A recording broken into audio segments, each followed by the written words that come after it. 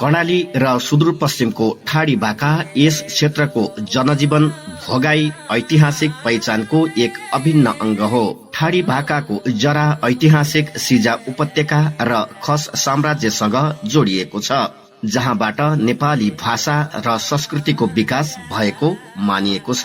यसलाई देउडा गायनको एक विधा र कतिपय अवस्थामा देउडाकी जननीको रूपमा लिइन्छ।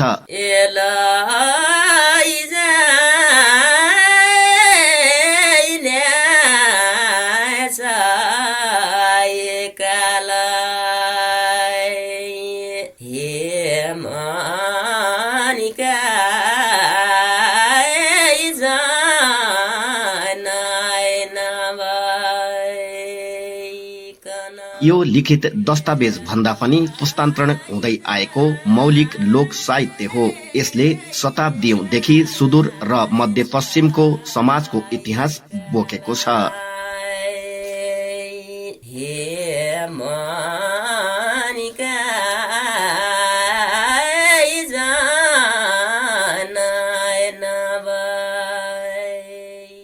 ठाडी भाकाको अर्थ सिधा वा लामो स्वर तानेर गाउनु हो। यो भाका गाउँदा गायकले लामो लय समात्ने भएकाले यसलाई ठाडी भनिएको हो।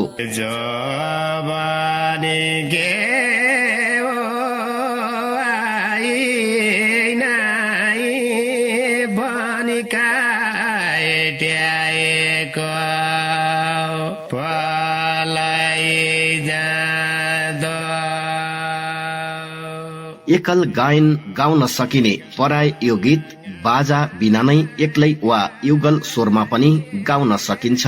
समाजको अगाडि गाउन लजाउने भएकाले मानिसले यसलाई एकान्तमा गएर गाउने चलन रहँदै आएको छ। परम्परागत रूपमा ठाडी भाकामा कुनै पनि वाद्यवादन प्रयोग गरिँदैन। स्वरको उतार चढाव नै यसको मुख्य आकर्षण हो।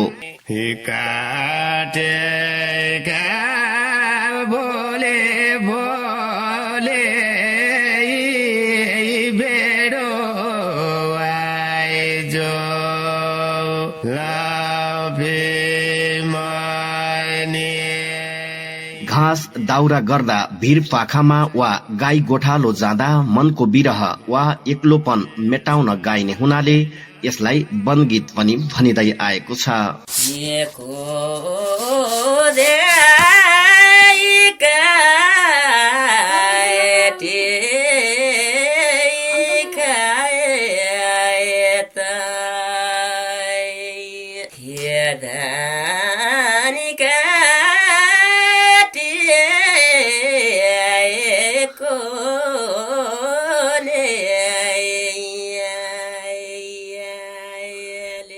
यो भाका मुख्यतया दुःख, विरही, गरिबी र अभावमा बाँच्न बाध्य मानिसहरूको कारुणिक कथाको रूपमा पोख्ने माध्यम हो।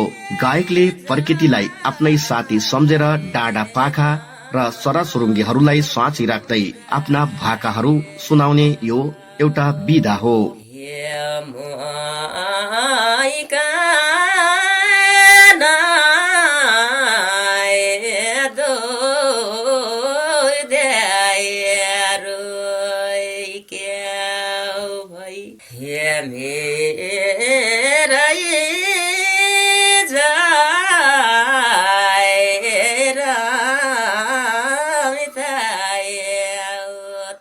डीजे, पप र र्याप जस्ता आधुनिक गीतहरूको लहरका कारण यो रैथाने भाका बिस्तारै ओझेलमा पर्दै गएको छ। नयाँ पुस्तामा यो भाका सिक्ने चासो कम हुँदै जाँदा यसको मौलिकता हराउने जोखिम बढेको पनि पाइन्छ। हाल आएर केही कलाकारहरूले युट्युब र अन्य माध्यमबाट यसलाई रेकर्ड गरी संरक्षण गर्ने प्रयास गरिरहेका छन्।